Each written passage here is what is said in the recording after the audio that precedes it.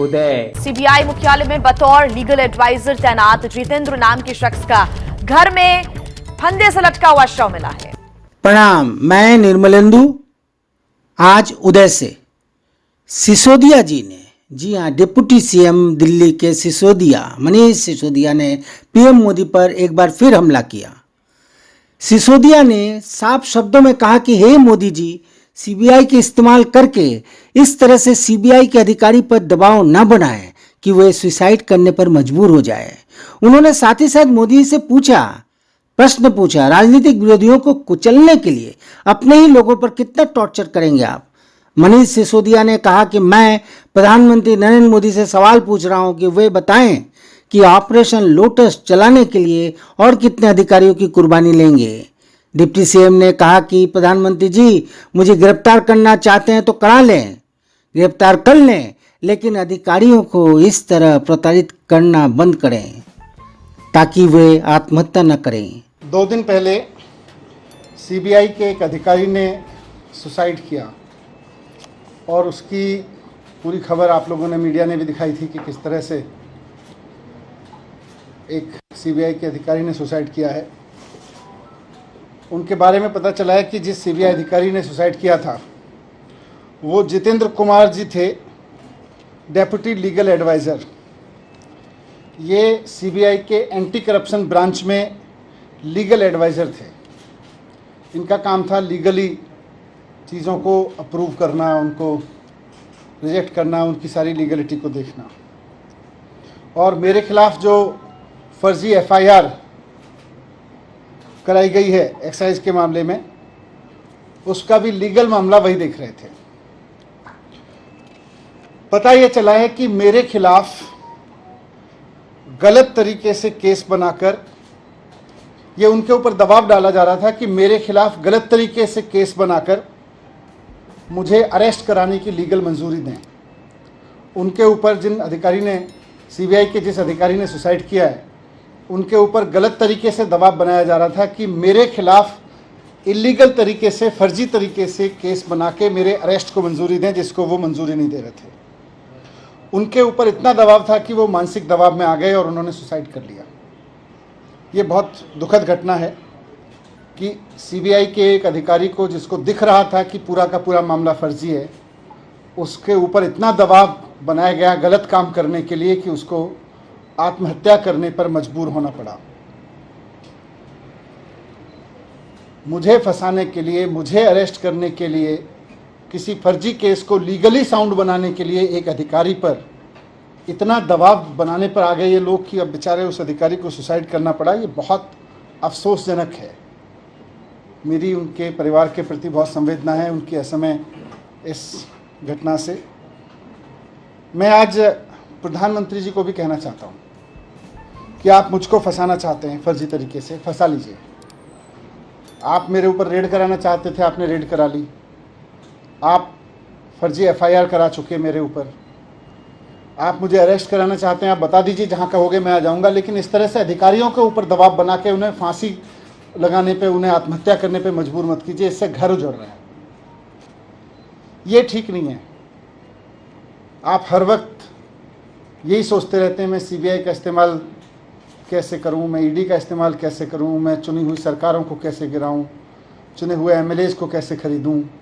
आप स्कूल बनाने पे कब सोचेंगे? आप अस्पताल बनाने पे कब सोचेंगे? आप महंगाई कम करने पे कब सोचेंगे? आप रोज़गार देने पे कब सोचेंगे? आप केवल यही सोचते रहते हैं कि कैसे सीबीआई पे दबाव बना के चुनी हुई सरकार को गिराऊं विपक्ष की, कैसे चुने हुए एमएलएज को खरीद लूं विपक्ष के। मैं आज आपके सामने, इस घटना से मैं बहुत आहत हूं और मैं आपके सामने प्रधानमंत्री जी से 3 प्रश्न पूछना चाहता हूं।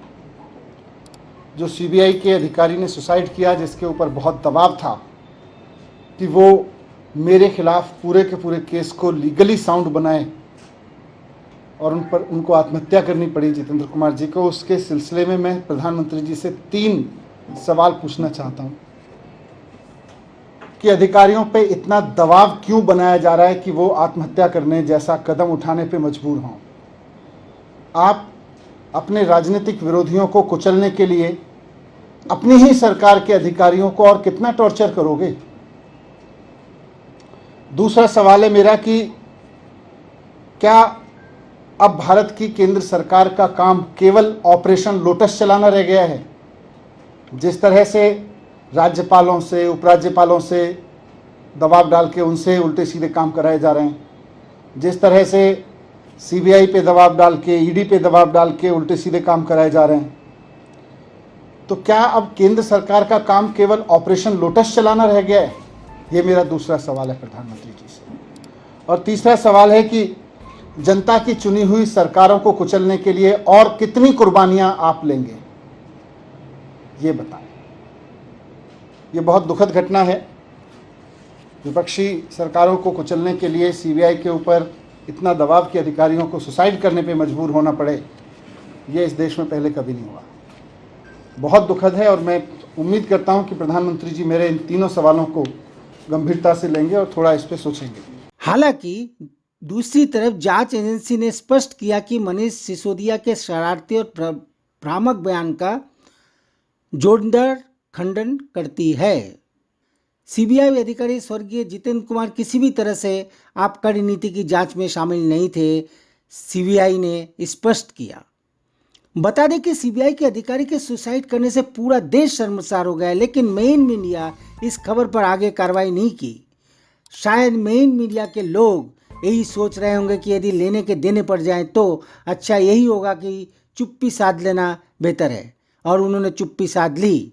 एक्चुअली लोगों को अब लग रहा है वे आज़ाद नहीं हैं। क्या आपको नहीं लगता कि पूरा देश एक चक्रव्यूह में फंस गया है, बेरोजगारी और महंगाई के चक्रव्यूह में और तुच्छी राजनीति में, जिसमें लोग एक दूसरे की यानी पार्टियां एक दूसरे की टांग खींचने में व्यस्त हो गई हैं। इस वीडियो को सुनने के बाद एक सवाल मन को उथल पुथल कर रहा है कि क्या अब हम इस देश के आज़ाद नागरिक हैं? क्या हम गर्व से कह सकते हैं कि हम गांधी, नेहरू, पटेल, इंदिरा गांधी के देश से आए हैं, जहां डाल डाल पर सोने की चिड़िया कटती है बसेरा, जहां डाल डाल पर सोने की चिड़िया करती है बसेरा, वो भारत देश है मेरा, वो भारत देश है मेरा।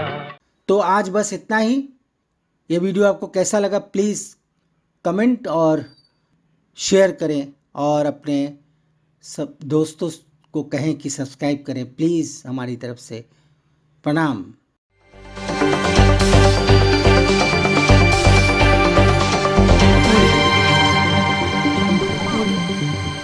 आज उदय।